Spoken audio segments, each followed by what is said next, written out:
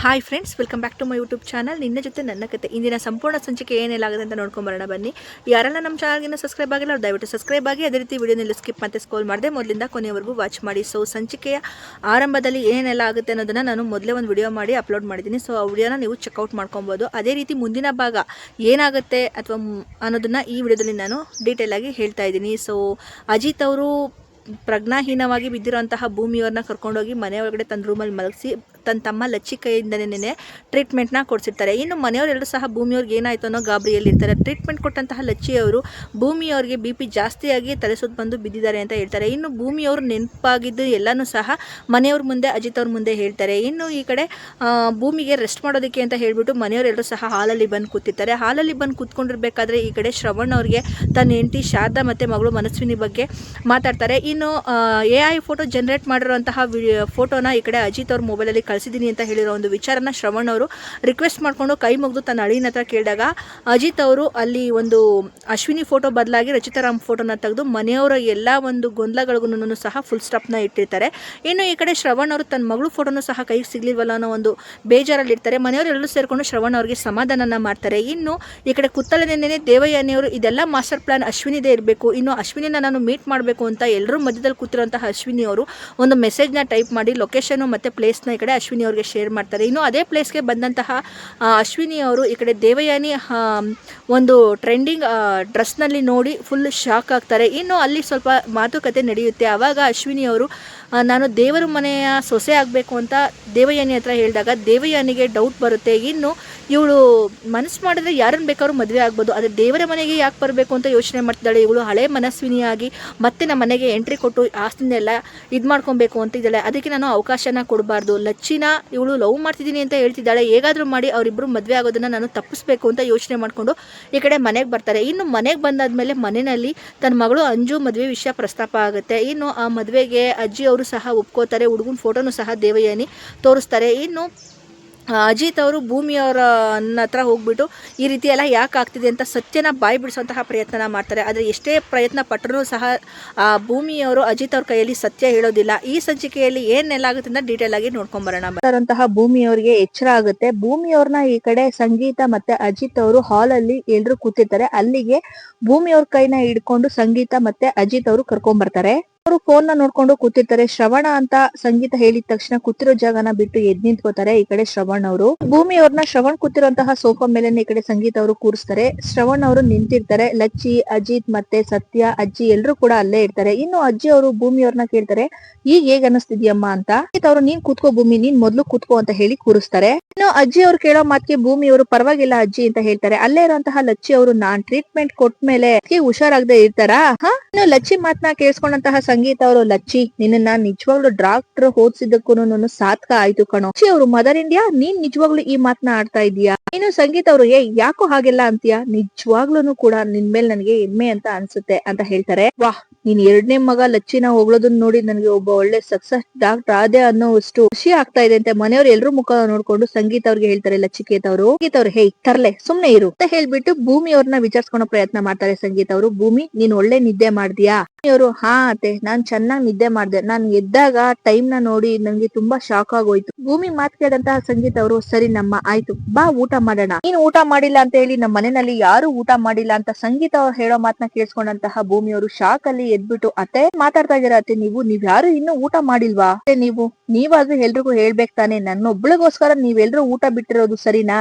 ಇನ್ನು ತನ್ನ ಮಗಳು ಭೂಮಿ ಅವರು ಊಟ ಮಾಡದೇ ಇರೋದನ್ನ ಈ ಕಡೆ ಅಜಿತ್ ಶ್ರವಣ್ ಅವರನ್ನು ಅಬ್ಸರ್ವ್ ಮಾಡಿರ್ತಾರೆ. ಇನ್ನು ಶ್ರವಣ್ ಅವರು, ಈ ಮನೆ ಮಗಳು ನೀನ್ ಊಟ ಮಾಡದೇ ಇರೋದನ್ನ ನೋಡಿ ನಾವೆಲ್ರೂ ಊಟ ಮಾಡೋದಿಕ್ಕಾಗುತ್ತಾ ಅಮ್ಮ ಅಂತ ಸೆಂಟಿಮೆಂಟ್ ಆಗಿ ಮಾತಾಡೋ ಮಾತು ಭೂಮಿಯವ್ರ ಮನ್ಸನ್ನ ತಟ್ಟುತ್ತೆ. ಇನ್ನು ಅಲ್ಲೇ ಇರುವಂತಹ ಅಜಿತ್ ಮತ್ತೆ ಲಚ್ಚಿ ಅವ್ರಿಗೂ ಸ್ವಲ್ಪ ಒಂದ್ ರೀತಿ ಸೆಂಟಿಮೆಂಟ್ ಫೀಲ್ ಆಗುತ್ತೆ. ಭೂಮಿ ಅವರು ಅಜಿತ್ ಮುಖ ನೋಡ್ಬಿಟ್ಟು, ಸಾಯಬ್ರೆ ನೀವಾದ್ರೂ ನನ್ನ ನಿದ್ದೆಯಿಂದ ಎಬ್ಬಿಸ್ಬೇಕಲ್ವಾ? ಅವರು, ನೀನ್ ಮಗು ತರ ಮಲಗಿದ್ದೆ ಭೂಮಿ, ನಿನ್ನ ಎಬ್ಬಿಸೋದಕ್ಕೆ ನನ್ಗೆ ಮನಸ್ಸು ಬರ್ಲಿಲ್ಲ, ಅದಕ್ಕೆ ನಾನು ಸುಮ್ನೆ ಆಗೋದೆ. ಇನ್ನು ಮನೆಯವರೆಲ್ಲರೂ ಸಹ ಮನೆಯಲ್ಲೇ ಇರ್ತಾರೆ. ಆದ್ರೆ ದೇವಯಾನಿ ಒಬ್ರು ಮಿಸ್ ಆಗಿರ್ತಾರೆ. ಇನ್ನು ಅದನ್ನ ಸೂಕ್ಷ್ಮವಾಗಿ ಅಬ್ಸರ್ವ್ ಮಾಡಿದಂತಹ ಶ್ರವಣ್ ಅವರು, ಅದೆಲ್ಲ ಸರಿ ದೇವಯಾನಿ ಎಲ್ಲ ಅಂತ ಹೇಳ್ಬಿಟ್ಟು ಕೇಳ್ತಾರೆ. ಇನ್ನು ದೇವಯಾನಿ ಅವರು ಸಡನ್ ಆಗಿ, ನಾನ್ ಇಲ್ಲೇ ಇದೀನಲ್ಲ ಬಾವಾ, ಯಾಕೆ ಏನ್ ಬೇಕಾಗಿತ್ತು ಅಂತ ರೂಮ್ ಇಂದ ಬಂದು ಅಲ್ಲಿ ಮಧ್ಯದಲ್ಲಿ ನಿಂತ್ಕೊಂಡು ಈ ಮಾತನ್ನ ಹೇಳ್ತಾರೆ.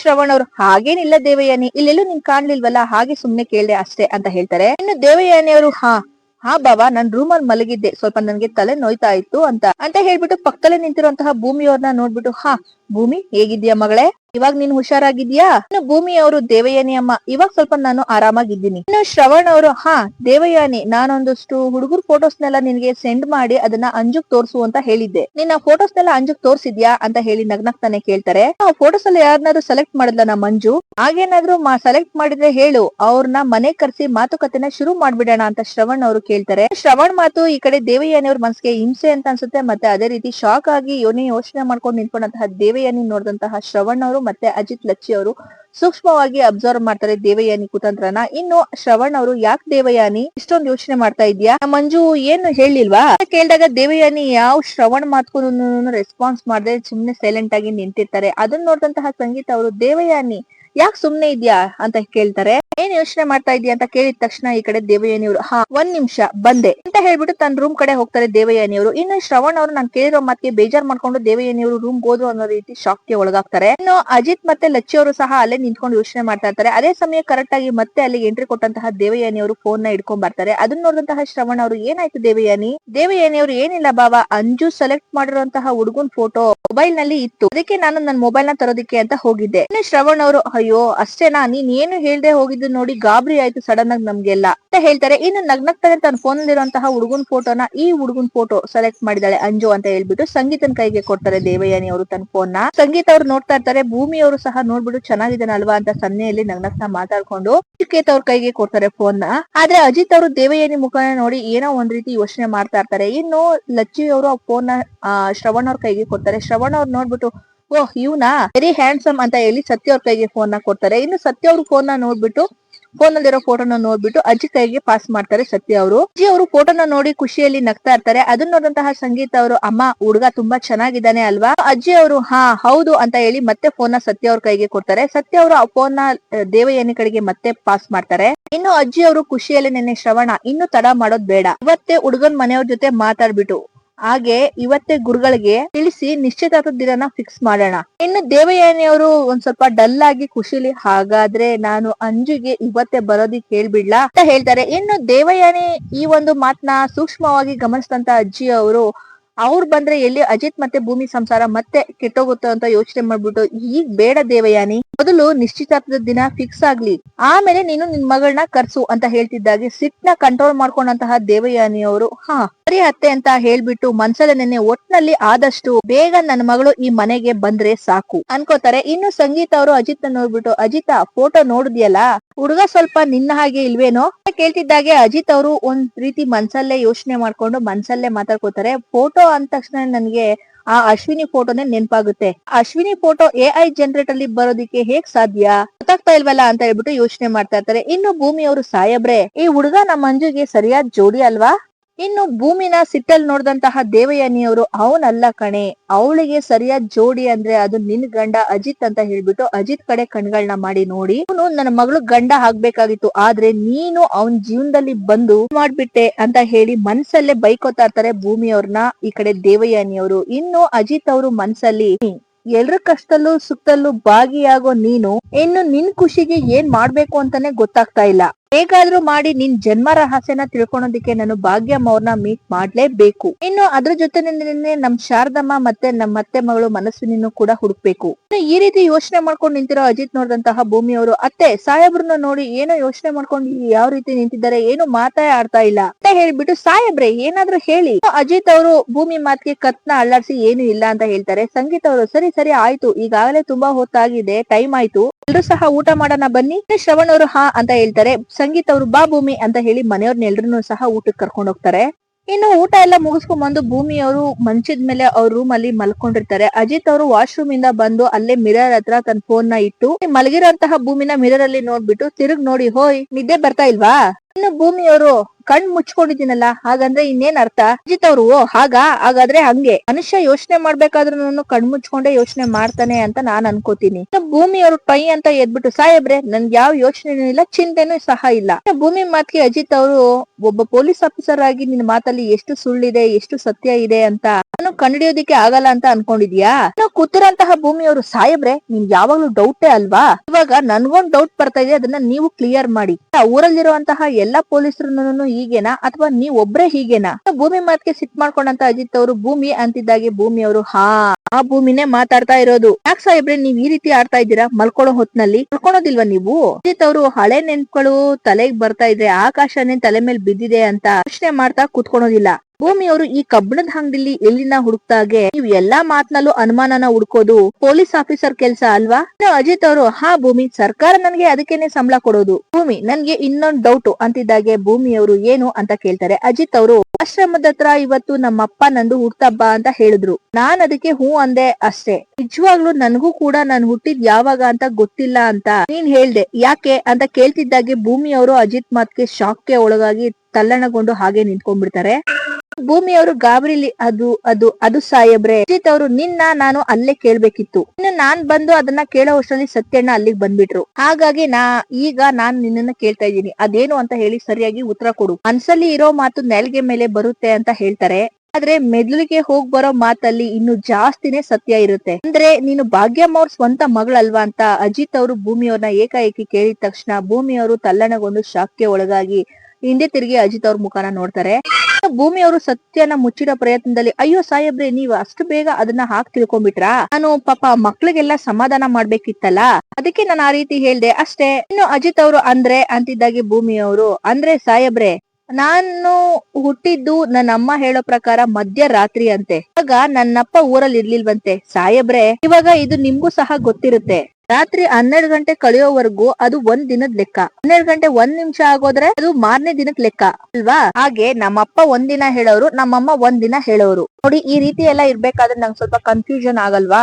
ಅದೇ ನಾನ್ ಹೇಳಿದ್ದು ಅಂತಿದ್ದಾಗೆ ಅಜಿತ್ ಅವರು ಸರಿ ಡೇಟ್ ವಿಚಾರನ ಬಿಟ್ಟು ಹಾಕು. ನಡುವೆ ನೀನು ನಮ್ಮ ಮನೆ ಹತ್ರ ನಡ್ಕೊಂಡ್ ಬರ್ತಿತ್ತು ಅಂದ್ರೆ ಚಿಕ್ಕ ಮಕ್ಳು ಆಟ ಆಡ್ಕೊಂಡು ಮುಂದೆ ಬಂದಾಗುತ್ತೆ ಮಕ್ಳು ಕೂಗಾಡ್ದಂಗೆಲ್ಲ ಆಗುತ್ತೆ ಅಂತ ನೀನು ಹೇಳ್ತಾ ಇರ್ತೀಯಲ್ಲ ಅದ್ ಯಾಕೆ? ಈ ರೀತಿ ಎಲ್ಲ ನಿನ್ಗೆ ಯಾಕೆ ಅನಿಸ್ತಾ ಇದೆ? ನಿನಗೆ ಅಣ್ಣ ತಮ್ಮ ಅಥವಾ ಅಕ್ಕ ತಂಗಿಯರು ಯಾರಾದ್ರೂ ಇದ್ರಾ? ಭೂಮಿ ಅವರು ಸತ್ಯನ ಒಪ್ಕೊಳೋದಿಕ್ಕೆ ರೆಡಿ ಇರೋದಿಲ್ಲ. ಸತ್ಯನ ಮುಚ್ಚಿಕ್ಕುವಂತಹ ಪ್ರಯತ್ನ ಮಾಡಿ ಅದು ಸಾಹೇಬ್ರೆ. ಭೂಮಿ ಅವರು ಯೋಚನೆ ಮಾಡ್ತಿದ್ದನ್ನ ನೋಡಿ ಈ ಕಡೆ ಅಜಿತ್ ಅವರು ಮನ್ಸಲ್ಲೇ ಸತ್ಯನ ಮುಚ್ಚಿಡೋದಿಕ್ಕೆ ಪ್ರಯತ್ನ ಪಡೋ ಕಣ್ಗಳು ಪದೇ ಪದೇ ನೆಲನ ನೋಡುತ್ತಂತೆ. ಇನ್ನು ಭೂಮಿ ಏನೋ ನನ್ನಿಂದ ಮುಚ್ಚಿಟ್ಟಿದ್ದಾಳೆ ಅನ್ನೋದಂತೂ ಗ್ಯಾರಂಟಿ. ಆದ್ರೆ ಯಾಕೆ ಭೂಮಿ ನನ್ನಿಂದ ವಿಷಯನ ಮುಚ್ಚಿಡ್ಬೇಕು ಅಂತ ಪ್ರಯತ್ನ ಪಡ್ತಿದ್ದಾಳೆ ಅಂತ ಮನ್ಸಲ್ಲೇ ಯೋಚನೆ ಮಾಡಿದಂತ ಅಜಿತ್ ಅವರು ಬಿಟ್ಟಾಕು ಭೂಮಿ.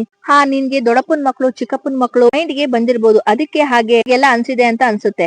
ಭೂಮಿ ಅವರು ಅಜಿತ್ ಮಾತ್ಗೆ ಸಾಹೇಬ್ರೆ ಇರ್ಬೋದು ಅಂತಿದ್ದಾಗೆ ಅಜಿತ್ ಅವರು ನೀನ್ ಬೆಳಗ್ಗೆಯಿಂದ ಸುಸ್ತಾಗಿರ್ತೀಯಾ ಅಂತಿದ್ದಾಗೆ ಭೂಮಿ ಅವರು ಮಾತ್ನ ಮರ್ಸೋದಿಕ್ಕೆ ಹೌದು ಸಾಹೇಬ್ರೆ ತುಂಬಾ ಸುಸ್ತಾಗಿದೆ ನಾನು ಮಲ್ಕೋತೀನಿ ಗುಡ್ ನೈಟ್ ಹೇಳ್ಬಿಟ್ಟು ಅಜಿತ್ ಅವ್ರು ಇನ್ನು ನಿಂತಿರ್ತಾರೆ. ಭೂಮಿ ಅವರು ಹೋಗಿ ಬೆಡ್ ಮೇಲೆ ಮಲ್ಕೋತಾರೆ. ಅಂದ್ರೆ ಅಜಿತ್ ಅವ್ರಿಗೆ ಒಂದು ಸತ್ಯ ಅರ್ಥ ಆಗುತ್ತೆ. ಭೂಮಿ ಏನೋ ಒಂದು ವಿಷಯ ನನ್ನಿಂದ ಮುಚ್ಚಿಡ್ತಿದ್ದಾಳೆ ಅನ್ನೋ ರೀತಿ ಮನ್ಸಲ್ಲೇ ಫೀಲ್ ಮಾಡ್ಕೊಂಡು ಅಜಿತ್ ಅವರು ಭೂಮಿನ ಅಬ್ಸರ್ವ್ ಮಾಡ್ತಾ ಇರ್ತಾರೆ. ಭೂಮಿ ಮಲ್ಕೊಳ್ಳೋದನ್ನ ನೋಡ್ತಿರೋ ಅಜಿತ್ ಅವರು ಒಂದಲ್ಲ ಒಂದಿನ ಅತ್ಲಲ್ಲಿರುವಂತಹ ಸತ್ಯ ಬೆಳಕಿಗೆ ಬಂದೇ ಬರುತ್ತೆ. ಆ ಸತ್ಯನ ನಾವು ನಮ್ ಪಾಲಿಗೆ ಸಿಹಿ ಕೊಡುತ್ತೋ ಅಥವಾ ನಮ್ ಬದುಕನ್ನೇ ಬದಲಾಯಿಸುತ್ತೋ ಗೊತ್ತಿಲ್ಲ ಭೂಮಿ. ಆದ್ರೆ ನಾನ್ ಬಯಸೋದು ನಿನ್ನನ್ನ ಮಾತ್ರ ಅಂತ ಹೇಳಿ ಭೂಮಿ ಮುಖನ ನೋಡ್ಕೊಂಡು ಯೋಚನೆಯಲ್ಲಿ ನಿಂತಿರ್ತಾರೆ ಅಜಿತ್. ಸೊ ಈ ಸಂಚಿಕೆಯಲ್ಲಿಗೆ ಮುಕ್ತಾಯವಾಗುತ್ತೆ. ಮುಂದಿನ ಸಂಚಿಕೆಯ ಅಂದ್ರೆ ನಾಳೆಯ ಸಂಚಿಕೆಯ ಪ್ರೋಮೋ ವಿಡಿಯೋ ಏನಾಗುತ್ತೆ ಅಂತ ನೋಡ್ಕೊಂಡು ಅವ್ರನ್ನ ಕನ್ವಿನ್ಸ್ ಮಾಡಿ ಈ ಕಡೆ ತನ್ನ ತಾಯಿ ಸಂಗೀತ ಮತ್ತೆ ಭೂಮಿಯವ್ರನ್ನ ಇಬ್ಬರನ್ನು ಸಹ ಕರ್ಕೊಂಡು ಪೊಲೀಸ್ ಇನ್ಸ್ಪೆಕ್ಟರ್ ಆಗಿ ನೆನ್ನೆ ಅಜಿತ್ ಸರ್ ಅವರು ಈ ಕಡೆ ಭೂಮಿಯವ್ರ ತಾಯಿ ಇರುವಂತಹ ಭಾಗ್ಯಮ್ಮ ಅವರು ಜೈಲಿಗೆ ಬರ್ತಾರೆ. ಇನ್ನು ಒಳಗಡೆ ಬರಬೇಕಾದ್ರೆ ಭಾಗ್ಯಮ್ಮ ಅವ್ರ ಮಗಳಾದಂತಹ ಭೂಮಿ ಮತ್ತೆ ಸಂಗೀತ ಅವ್ರನ್ನ ಜೈಲಿಂದ ಹೊರಗಡೆ ನಿಲ್ಲಿಸ್ಬಿಟ್ಟು ಒಬ್ಬರೇ ಸಪ್ರೇಟ್ ಆಗಿ ಬಂದು ಭಾಗ್ಯಮ್ಮ ಅವ್ರನ್ನ ಮೀಟ್ ಮಾಡಿ ಭಾಗ್ಯಮ್ಮ ಅವ್ರ ಜೊತೆ ಮಾತಾಡುವಂತಹ ಪ್ರಯತ್ನ ಮಾಡ್ತಾರೆ. ಇನ್ನು ಭಾಗ್ಯಮ್ಮ ಅವರು ಬಂದು ಅಜಿತ್ ಮುಂದೆ ನಿಂತ್ಕೊಂಡಾಗ ಅಜಿತ್ ಅವರು ಭಾಗ್ಯಮ್ಮ ಅವ್ರಿಗೆ ಸ್ವಲ್ಪ ನಿಮ್ಮ ಹತ್ರ ಮಾತಾಡ್ಬೇಕಾಗಿತ್ತು.